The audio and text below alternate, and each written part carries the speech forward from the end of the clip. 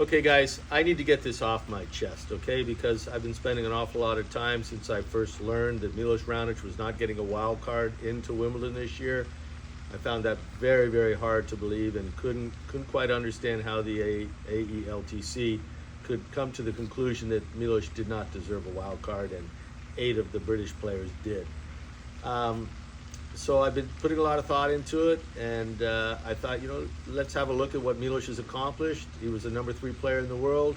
He was a finalist at Wimbledon. He has the 5th best record behind, the top 4 guys. You know who they are: Roger, Rafa, Novak, and Andy. Milos has the next best record over the last 10 years at Wimbledon. The guy was number 3 in the world. He just broke the record, set the record for the number of aces in a 2 out of 3 set match against Cameron Norrie, the number 1 player at the time from England. That's very recent. So, he's trying to come back. He's getting a little bit towards the end of his career. I know how much he loves Wimbledon. He wants to play Wimbledon.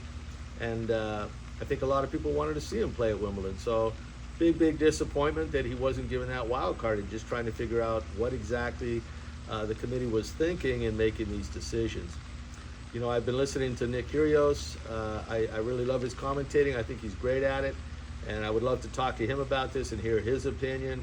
I'd like to hear Roger's opinion, Andy's opinion, Rafa's opinion, Novak's opinion. I'm pretty sure they would all agree that Milos Raonic should have been given a wild card, probably, as most of the tennis public would also feel that way. So, just in thinking about this, I was wondering, maybe the ATP should have a committee that makes these decisions. I think a tournament like Wimbledon, the Grand Slams, they're just too big and too important to the world of tennis to allow these committees or federations to make all the decisions on the wild card. So maybe we should turn over half the wild cards to the ATP and to the WTA, get a committee of people who will have a look at all the wild card applications and make a decision, and also justify their decisions as to why they're choosing those players to get those wild cards. I think it would be much better for tennis.